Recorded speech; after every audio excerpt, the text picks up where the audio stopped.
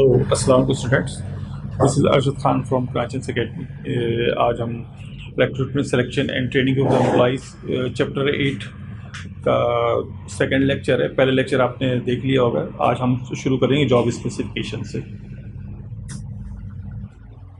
Job specification का मतलब क्या होता है? चीज़ों को स्पेसिफाई करना कि आपकी रिक्वायरमेंट क्या है। जॉब डिस्क्रिप्शन जैसे हमने पीछे पढ़ लिया कि जॉब हमें किस तरह की जॉब चाहिए। अब जॉब इसके आप जॉब डिस्क्रिप्शन से आप क्वालिटीज़ एंड एक्सपीरियंस निकाल लेते हैं, और the list of desire and essential requirements for the job is called for job और जॉब स्पेसिफिकेशन।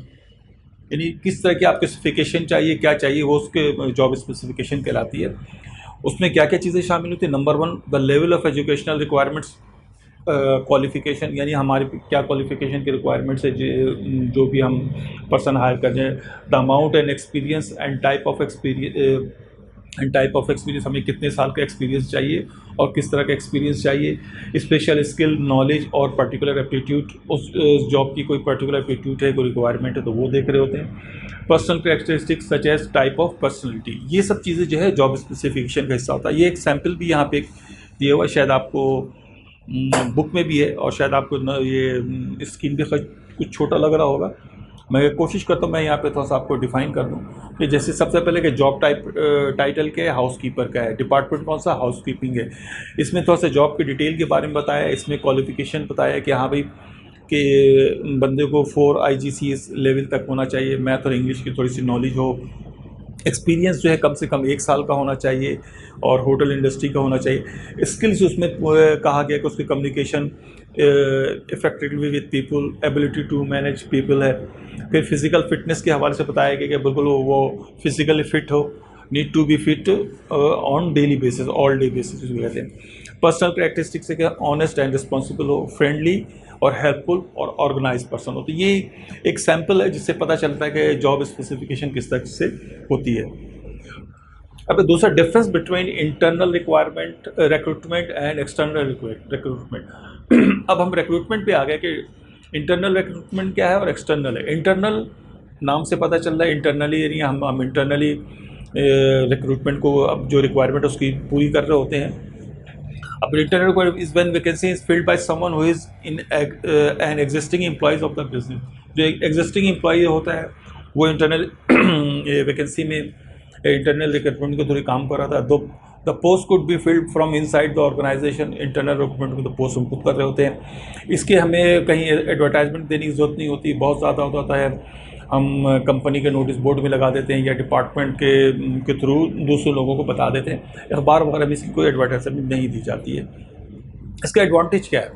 सबसे बड़ा एडवांटेज ये कि ये it save time and money compared with recruiting some from outside. अगर हम आउटसाइड से इसको कंपेयर करें तो ये हमें टाइम और पैसे की बहुत ज़्यादा सेविंग दे रहा होता है, और हमारे क्योंकि हमें एडवर्टाइजमेंट वगैरह कुछ नहीं देना पड़ता, तो ये बहुत आसानी से हो जाता है।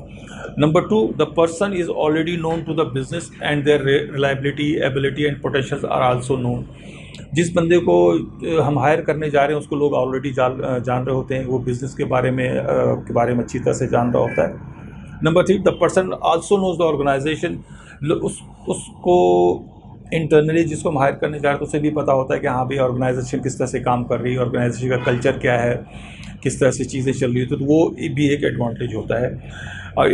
और लास्ट ये है कि ये सबसे बड़ी एक मोटिवेटिंग चीज़ होती है लोगों के लिए, एम्प्लॉइज़ के लिए जो वहाँ पे काम कर रहे होते हैं, कि उनको पता होता है कि ठीक है यार, कभी कोई अगर कोई वैकेंसी निकलती है या कोई ग्रोथ की कोई चांस बंदे का, तो इंटरनली भी यहाँ पे मौके दिए जाते हैं। तो ये बड़ा एक मोटिवेटिंग फैक्टर होता है एम्प्लॉइज़ के लिए। मगर कुछ इसके साथ साथ एडवांटेज के साथ साथ इसके कुछ डिसएडवांटेजेस भी हैं। एक तो ये है कि ज़ाहिर बात हम अब करंट ऑर्गेनाइजेशन से, करंट लोगों से हायर कर रहे होते, उन्हीं को ले रहे होते, तो वो एक जो नई सोच, नए लोग, नए आइडियाज़ जो ना वो फिर सिस्टम में नहीं आ पाते। ये एक बहुत बड़ा डिसएडवांटेज है। और दूसरा डिसएडवांटेज ये है कि बाज़ दफ़ा लोगों को मोटिवेशन तो होती कि ठीक है जी जॉब के चांसेस हैं, मगर बाज़ दफ़ा वही मोटिवेशन जो हसद में, जेलसी में कन्वर्ट हो जाती है कि लोग बोलते हैं यार देखो उसको चांस मिल गया, मुझे नहीं चांस मिला। हालांकि ज़ाहिर कंपनी तो कुछ ना कुछ देख के उसको चांस दिया होगा। नंबर 3 है कि ये भी हो सकता है कि क्वालिटी ऑफ इंटरनल जो आपने कैंडिडेट्स लिया है उसकी उतनी अच्छी क्वालिटी नहीं हो कि उससे अच्छी ज़्यादा क्वालिटी का आपको अच्छा बंदा बाहर से मिल सकता है। तो ये एडवांटेज और डिसएडवांटेज है इंटरनल रिक्रूटमेंट के हवाले से। अब एक्सटर्नल रिक्रूटमेंट क्या है?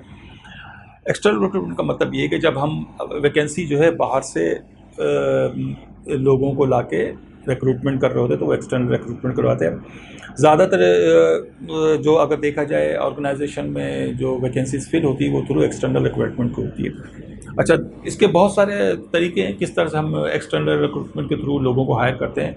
नंबर 1 है लोकल न्यूज़पेपर में ज़्यादातर हम जो छोटे पोस्ट होते हैं, क्लरिकल पोस्ट होते हैं, हाईली स्किल्ड वाले जो मतलब पोस्ट होते हैं, उन सब पोस्ट को के जो रिक्वायरमेंट होती है वो लोकल न्यूज़पेपर्स में दी जाती है। यानी लोकल न्यूज़पेपर में इस तरह की रिक्रूटमेंट होती है। और सेकंड है नेशनल न्यूज़पेपर में ज़्यादातर जो आपके बड़ी सीनियर पोजीशन है, की पोजीशन के जो लोग हैं उनके एडवर्टाइजमेंट दी जाती है, क्योंकि उसमें ये होता है कि आप उस इलाके के साथ साथ दूसरे सूबों से या दूसरे जो जगहों के लोगों को भी तरजीह दे रहे होते हैं, और क्योंकि ज़ाहिर पोजीशन हाई होती है तो दूसरे जगहों के लोग भी आने को तरजीह देते हैं। नेक्स्ट है स्पेशलिस्ट मैगजीन्स। इसके अलावा स्पेशलिस्ट मैगजीन्स होती हैं जो मिसाल के तौर पर टेक्निकल किस्म की मैगजीन्स होती हैं, तो वहाँ पे भी आप अपनी रिक्वायरमेंट डाल सकते हैं। आपको कोई इंजीनियर चाहिए या कोई आपको डॉक्टर चाहिए, इस तरह की कोई टेक्निकल चीज़ है, कोई क्राफ्ट्समैन चाहिए, तो इस तरह के बहुत सारे टेक्निकल मैगजीन्स होती हैं जहाँ पे ये सब चीज़ें होती हैं, तो वहाँ से भी आप एडवर्टाइजमेंट के थ्रू रिक्रूट कर सकते हैं। ऑनलाइन रिक्रूटमेंट साइट्स हैं जैसे लिंक्डइन है, और भी बहुत सारी हैं, rosie.com है, और भी सो मेनी। आप जाइएगा नेट पे, आपको बहुत सारे ऑनलाइन जो है रिक्रूटमेंट साइट्स मिल जाएगी जहाँ के थ्रू आपको बहुत सारी पोस्ट होती हैं जॉब्स की, आप अपनी रिक्वायरमेंट के हिसाब से देख के वहाँ पे अप्लाई कर सकते हैं। उसके अलावा रिक्रूटमेंट एजेंसीज़ होती हैं जो प्राइवेटली काम कर रही होती हैं। उसमें ये होता है कि आप ऑर्गेनाइजेशन अपनी रिक्वायरमेंट्स और स्पेसिफिकेशन, जॉब डिस्क्रिप्शन, सारी चीज़ें उन एजेंसीज़ को दे देती हैं। वो एजेंसीज़ जो है उसके हिसाब से फिर लोगों को कॉल करती है, क्योंकि उनके पास ऑलरेडी लोगों का बहुत बड़ा डाटा होता है, डाटा बैंक होता है। उस डाटा बैंक के थ्रू फिर देखते हैं कि कौन उस जो जॉब रिक्वायरमेंट आई है उससे कौन उसको फुलफ़िल कर रहा है, कौन उसके लिए सूटेबल है, तो उसके हिसाब से फिर वो लोगों को हायर कर रही होती है। इसमें रिक्रूटमेंट एजेंसीज़ के थ्रू ऑर्गेनाइजेशन तो बिल्कुल फ्री हो जाती हैं, हैसल फ्री होती हैं। हाँ, रिक्रूटमेंट एजेंसीज़ कुछ फ़ी चार्ज करती हैं। बाज़ दफ़ा ये एक सैलरी होती है या कुछ और चीज़ें होती हैं, तो वो तो पोस्ट टू पोस्ट ये डिपेंड कर रहा होता है किस तरह के उनके सर्विसेज चार्जेस होंगे। अच्छा, अभी जैसे मैंने बताया कि रिक्रूटमेंट एजेंसीज़ का आजकल बहुत ज़्यादा इन्वॉल्वमेंट हो गया है, और ऑर्गेनाइजेशन जो है एचआर किसी चीज़ में इन्वॉल्व होना ही नहीं चाहती। वो चाहती कि ठीक है, हमें सिंपल एक जो प्रोसेस है वो प्रोसेस हम आउटसोर्स कर दें। अच्छा, उसके अलावा गवर्नमेंट्स के जॉब सेंटर्स होते हैं, वहाँ पे भी आप एडवर्टाइजमेंट दे सकते हैं। वहाँ पे भी लोग आते हैं, एडवर्टाइजमेंट लगी होती है, ऑफिस में उसके देखते हैं। और उसके अलावा आजकल प्रोफेशनल बॉडीज़ भी हैं, जैसे आईसी में है, आईकैप है या आईबीए है, वहाँ पे भी मैं जो लोग जो है नोटिस बोर्ड पे भी अपने रिक्वायरमेंट डाल देते हैं। और ये जितनी जो इस तरह की जो प्राइवेट बड़ी बड़ी यूनिवर्सिटीज़ हैं, उन्होंने इस तरह से इंतज़ाम किया हुआ है कि वो इंडस्ट्रीज़ के पास या लोगों के पास, ऑर्गेनाइजेशन के पास जाती हैं, और अब उनके पास जो अच्छे स्टूडेंट जो फ्रेश ग्रेजुएट्स निकल रहे होते हैं वो उनको ऑफ़र कर रहे होते हैं जॉब्स के हवाले से। अब नेक्स्ट हमारा है job advertisement. After the business, जब हमने डिसाइड कर लिया जॉब डिस्क्रिप्शन हो गई, जॉब स्पेसिफिकेशन हो गई, अब हमें किस तरह के लोग चाहिए, अब हमारा नेक्स्ट स्टेप्स आता है कि जॉब एडवर्टाइजर, हम जॉब्स को कैसे एडवर्टाइजमेंट करें। तो उससे पहले हमें 4 चीज़ों के बारे में सोचना पड़ता है कि नंबर 1 है कि what should included in the advertisement. हम एडवर्टाइजमेंट में क्या चीज़ डालें, क्या चीज़ होना चाहिए।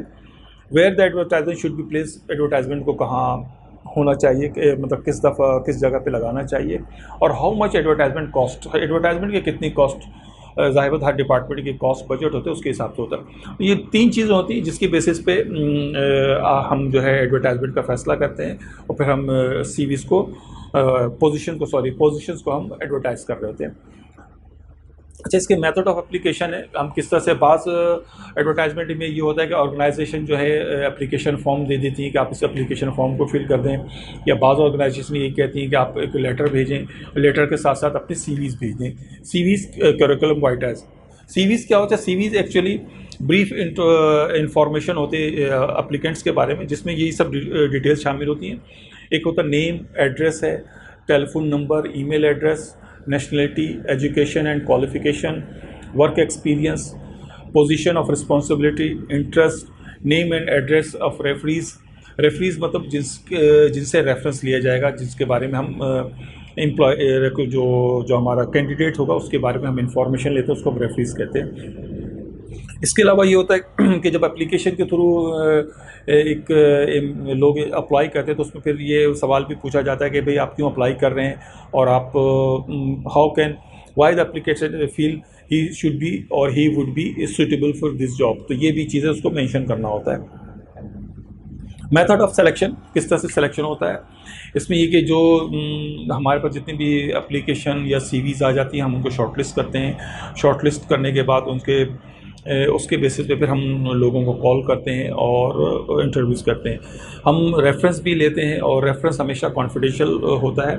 और रेफरेंस में ज़्यादातर ये सिलसिला होता है अगर कोई फ्रेश ग्रेजुएट है, ये जो अभी जस्ट यूनिवर्सिटी या एजुकेशन इंस्टीट्यूट से फारिग हुआ है, तो उसके इंस्टीट्यूट से हम रेफरेंस ले रहे होते हैं। और अगर कोई जॉब छोड़ के आ रहा होता है तो उसके लास्ट जो एम्प्लॉयर होता है उससे हम रेफरेंस ले रहे होते हैं, और ये कॉन्फिडेंशियल होता है। ठीक है। अच्छा, इंटरव्यूज़ के जैसे हम अभी बात कर रहे थे, इंटरव्यूज़ नॉर्मली 1 to 1 भी होता है, पैनल के सूरत में भी होता है, दो एक से ज़्यादा लोग भी होते हैं इंटरव्यूज़ में। और अगेन ये जॉब की पोजीशन पे डिपेंड कर रहा होता है कि किस तरह से हम इंटरव्यू कंडक्ट करें। अच्छा, बाज़ ऑर्गेनाइजेशन इंटरव्यू के साथ साथ कुछ टेस्ट भी लेती हैं। वो टेस्ट होती है, स्किल टेस्ट होती है, एप्टीट्यूड टेस्ट है। स्किल टेस्ट में नॉर्मली हम ये कि कैंडिडेट्स के स्किल देख रहे होते हैं कि ये कितना अपने काम में सर्टेन टास्क में कितना स्किलफुल है। एप्टीट्यूड टेस्ट ये होता है कि हम कैंडिडेट्स के एप्टीट्यूड चेक कर रहे होते हैं, इसके पोटेंशियल देख रहे होते हैं कि ये आगे बढ़ने के लिए इसके अंदर क्या पोटेंशियल है, एडिशनल स्किल सीखने के लिए क्या पोटेंशियल है इसके अंदर।